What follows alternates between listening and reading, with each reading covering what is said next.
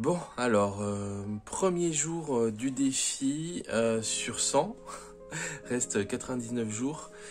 Donc ça a été facile la première journée, je dirais même encore plus facile que d'habitude, où j'ai pris du plaisir à manger bien, à manger sain.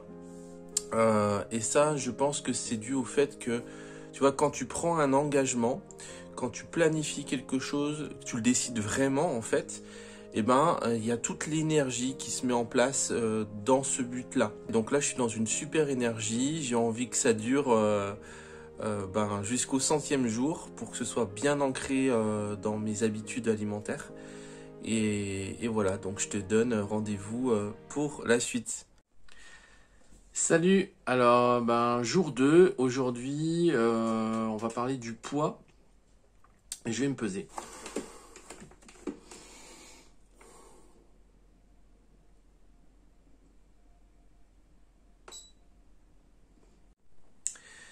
« 97 500, alors on va définir un plan d'attaque pour gérer ça.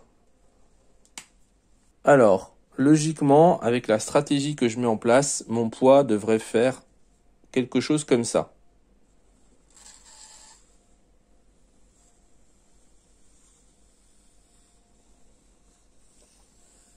Jusqu'à se stabiliser sur mon poids de forme. Enfin, ça, c'est la théorie. Quand tu prends ton poids, tu dois toujours le faire sur la même balance, dans les mêmes conditions et à la même heure. Alors ça sert à rien de se peser tous les jours parce que du coup tu fais une fixation, tu mets toute ton énergie sur la perte de poids et du coup ça crée en toi un stress. C'est là où il y a des craquages, c'est là où tu as des compulsions alimentaires et c'est là où finalement tu reprends tes kilos avec les petits kilos qui vont en plus avec les années qui s'accumulent. Non, moi ce que je te conseille, c'est juste te peser une fois par semaine, c'est largement suffisant pour voir l'évolution, mais chaque semaine, tu as un aperçu bien significatif de ce qui est en train de se passer. C'est parti. Voilà, alors tu vois, pour moi le moment le plus difficile, c'est quand tu arrives le soir, parce que on est tenté de manger plus, c'est la fin de la journée, c'est là où on se relâche, c'est là où on a envie de se faire plaisir. C'est là aussi où soit on a plus de temps avec sa famille et donc on profite et on se lâche, soit au contraire où on est seul, on se sent seul et on a envie de manger par compulsion. Parce que tu risques de manger trop tout simplement. Et je te propose un conseil tout simple, peut-être que tu n'as pas pensé encore, c'est tu te choisis un petit plateau, moi je vais choisir celui-là, et en fait tu fais ton repas, tu prépares ton repas en fait sur ce plateau à l'avance, et ça te permet de gérer la quantité du soir. Là ça te permet d'avoir un regard, un contrôle sur ce que tu vas manger le soir en fait. Un petit truc, une petite astuce qui marche bien pour moi.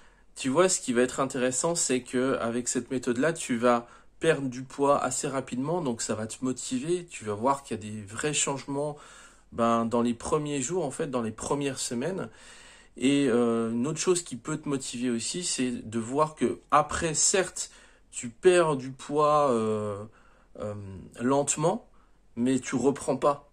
Tu reprends pas, tu remontes plus au-dessus de jusque là où t'es monté, quoi. Et ça, ça peut être vachement euh, encourageant. Surtout que ça te demande pas d'effort particulier, tu vois, ça te demande pas d'être toujours focalisé sur il faut que je fasse attention à ce que je mange, il faut que je fasse attention à plein de trucs. Non, tu continues à faire tes occupations, tu continues à vivre normalement. Et simplement, voilà, c'est juste quelques règles alimentaires que tu mets en place et ton corps fait son travail naturellement. Alors il faut que je te prévienne tout de suite, je suis pas youtubeur, c'est pas mon métier c'est d'accompagner les gens. Je te fais des vidéos YouTube comme ça parce que c'est déjà parce que j'en ai envie, je le fais pour moi et puis j'ai envie de te partager ça. Mais maintenant, si tu es venu chercher dans mes vidéos le plan parfait, la vidéo super bien montée, c'est pas ça que tu trouveras. Voilà, c'est un petit peu comme Renaud, le chanteur, tu vois, on vient pas pour écouter sa belle voix, on vient plutôt pour écouter ce qu'il a à dire. Moi, c'est un peu pareil. Tu vois, moi j'ai envie d'être authentique, j'ai pas envie de te mentir. Et puis voilà, ça sert à rien. Et moi, j'ai juste envie de te montrer la vraie vie.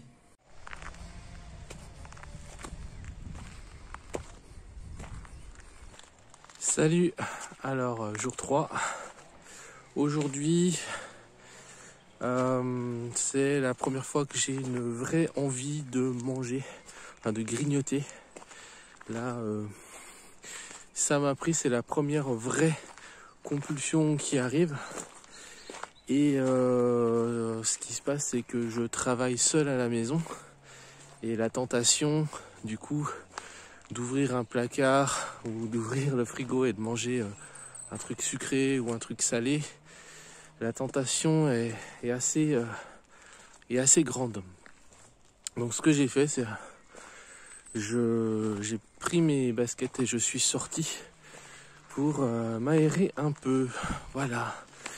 Ce que je peux remarquer, c'est que ça m'est pas arrivé plus tôt parce que j'étais bien occupé. Parce que j'avais pas mal de choses à faire et donc du coup j'étais pas focalisé sur la bouffe.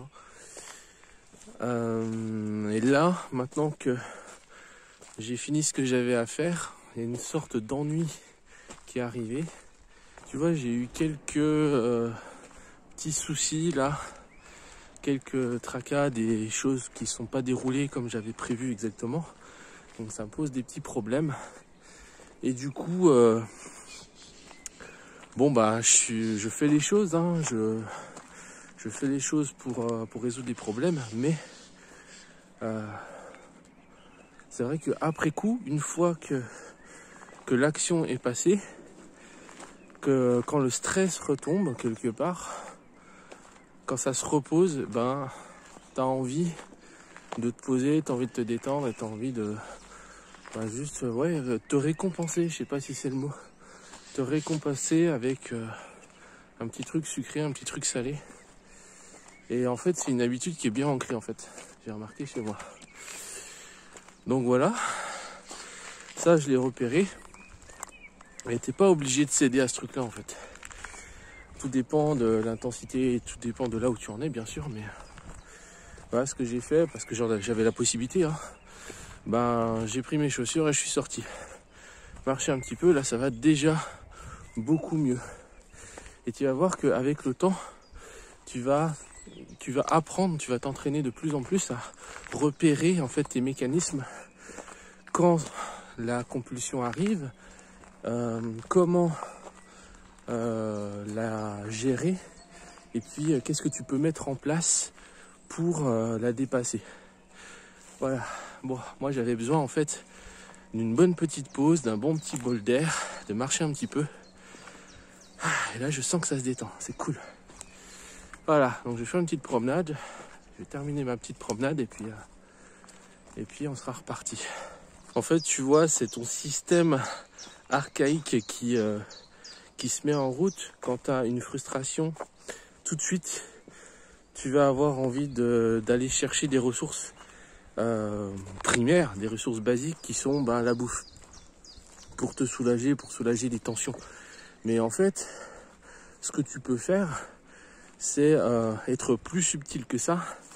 Et justement, quand tu repères ces mécanismes qui arrivent, tu te dis, ok, c'est quoi mon besoin? De quoi j'ai besoin là, maintenant? Pourquoi j'ai envie de craquer? En fait, là, mon besoin, tout de suite maintenant, c'était, j'ai besoin de faire une pause. J'ai besoin d'aller marcher, j'ai besoin de prendre l'air. Et voilà, si tu arrives à entendre ce besoin et à le nourrir, ce besoin, tu ne seras pas obligé de craquer, tu vois. C'est encore une fois une histoire d'écoute profonde, apprendre à s'écouter. Et ça passe pas par le mental, ça passe par le corps. Voilà. Ça va déjà beaucoup mieux.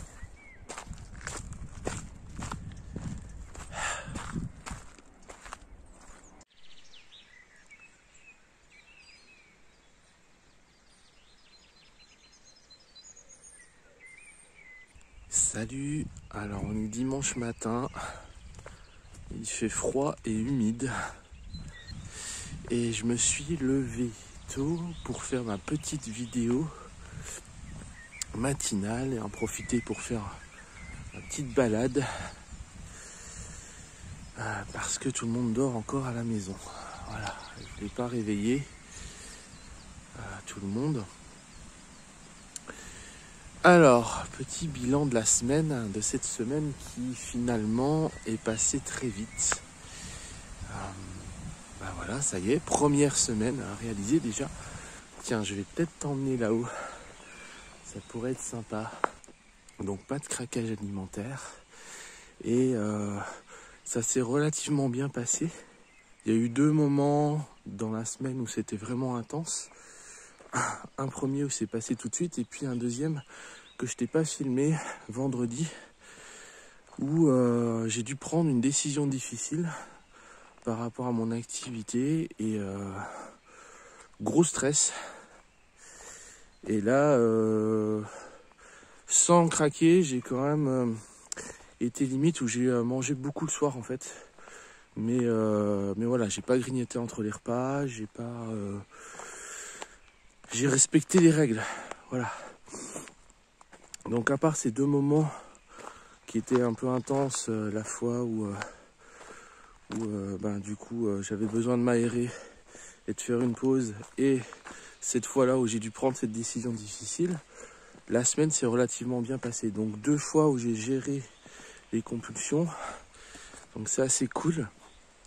Ça n'a pas toujours été comme ça, tu vois. Peut-être que toi aussi, tu te dis, bah ouais, il a eu 2 tentations cette semaine, c'est pas énorme. Mais c'est parce que j'ai déjà fait le travail, tu vois. J'ai déjà fait du chemin. Et ça n'a pas toujours été comme ça. Ça n'a pas toujours été comme ça. Il y a des moments, et je me rappelle d'une période où je faisais des craquages alimentaires tous les jours, et même plusieurs fois par jour, tu vois. Donc là, ça va beaucoup mieux, justement, parce que j'apprends à mieux m'écouter, j'apprends je me connais mieux, en fait, tout simplement. Mais ça n'a pas toujours été comme ça. Alors, on va se poser là-bas. Et puis, je vais te partager 2-3 petits trucs. Bon, en fait, on est parti pour une longue randonnée, là. Je me sens pour faire ma randonnée du dimanche. Alors, c'est parti. Je t'emmène là-haut. À tout de suite.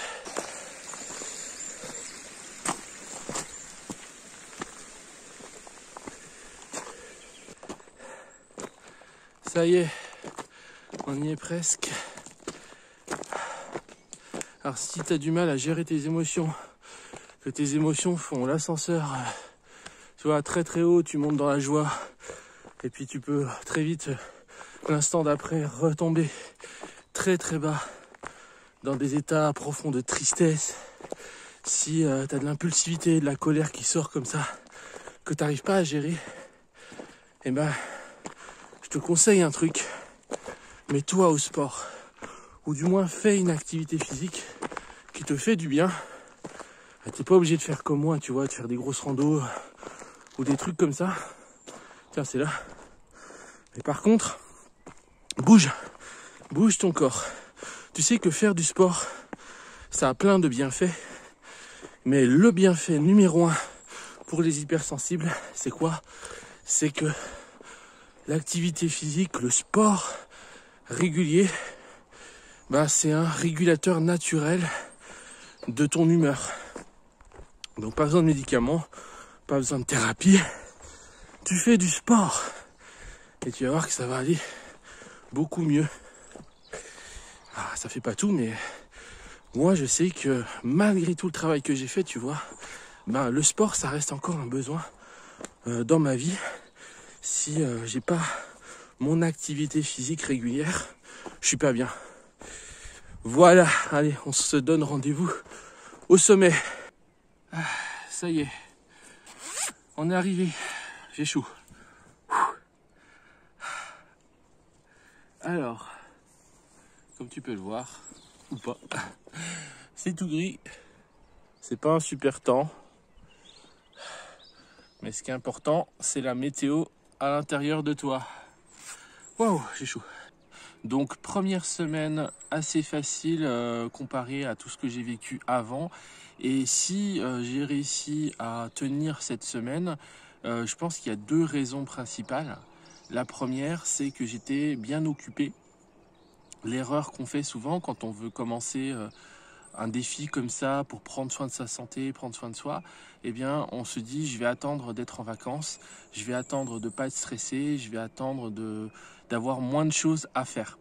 Et en fait, c'est pas forcément la meilleure idée parce que quand tu te retrouves en vacances, quand tu n'as rien à faire, ben, tu te retrouves avec justement de l'ennui et tu te focalises en fait sur le poids que tu as à perdre, sur l'alimentation que tu dois avoir, sur plein de choses comme ça.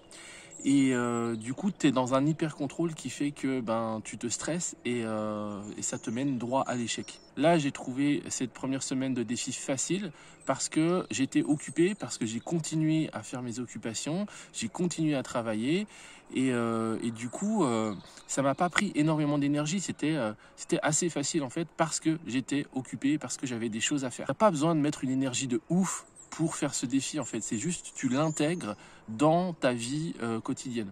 Tu vois, et bien sûr, il y a des adaptations en fonction de tes heures de travail, en fonction de ce que tu fais, en fonction de ta situation. Mais l'idée, c'est vraiment de l'adapter à ton cadre de vie et pas de créer un moment comme ça dans ta vie où tu te dis là, je serai en vacances, là, je pourrais le faire. Non, quand tu te dis comme ça, déjà, tu repousses très longtemps et finalement, tu finis par pas le faire. Et si tu trouves le courage et le temps de le faire, souvent, ça crée du stress en plus et ça gâche tes vacances. Et puis, le deuxième point, c'est que finalement, je m'écoute. Et le point commun que tu peux retrouver dans toutes mes vidéos et dans tous les défis que je fais, c'est ça. C'est que j'apprends à m'écouter de plus en plus profondément, de plus en plus finement. Et c'est ça en fait. Tu as tout à l'intérieur de toi à partir du moment où tu arrives à t'écouter. Et tu as vu, quand j'ai géré ces compulsions alimentaires, ces deux compulsions que j'ai eues cette semaine, qu'est-ce que j'ai fait? Je me suis écouté, je me suis intériorisé, j'ai observé ce qui se passait à l'intérieur de moi. Et bien sûr, faut savoir le faire parce qu'on ne sait pas s'écouter. Hein. L'immense majorité des gens ne savent pas s'écouter tout simplement parce qu'on ne leur a pas appris. Et puis aussi parce que ça fait peur. Et quand on commence aussi un petit peu à s'écouter, parce que c'est somme toute assez naturel, quand on commence à s'écouter, il y a tout de suite de la culpabilité qui vient et on est vite rattrapé par nos obligations et par les choses qu'on a à faire. 2 conseils pour gérer tes compulsions alimentaires. 1, ne change pas ta vie autour de ça, tu vois, c'est plutôt l'idée d'intégrer ce défi dans ta vie et de le personnaliser en fait. Et 2, écoute-toi profondément et ne cherche pas la solution ultime que quelqu'un va te donner en vidéo. Même moi, ne m'écoute pas. Moi, je suis là pour t'inspirer, te donner des pistes. Je suis là pour t'accompagner aussi éventuellement si tu veux faire un travail avec moi. Mais jamais je te dirai ce que tu as à faire. Tu vois, je te donne des pistes et on avance ensemble si tu le souhaites. Mais jamais je te dirai fais ci, fais ça. Écoute-toi, apprends à t'écouter et tu vas voir que toutes les clés sont à l'intérieur de toi. Semaine 2, qu'est-ce qui va se passer? Eh bien, semaine 2, on va continuer et je vais corser le défi du coup en intégrant de l'alimentation de meilleure qualité, des produits sains, des produits frais. Donc je vais te montrer tout ça, manger mieux et puis je vais intégrer donc de plus en plus l'activité physique dans ma vie. Et donc il y aura, je vais te montrer, on va faire un test physique et tu vas voir au fur et à mesure des semaines qui vont passer, mon poids qui va descendre et se stabiliser autour de mon poids de forme. Et le but c'est d'y rester. Et tu vas voir aussi que je vais gagner en énergie sans faire des efforts de ouf. Voilà, donc c'est le défi, c'est ce qui va se passer sur la semaine 2. Je te laisse t'abonner, liker, commenter la vidéo si tu as envie. Et puis, je te dis à très bientôt, à la semaine prochaine. Et puis, prends soin de toi. Et n'oublie pas, tu as du pouvoir, utilise-le!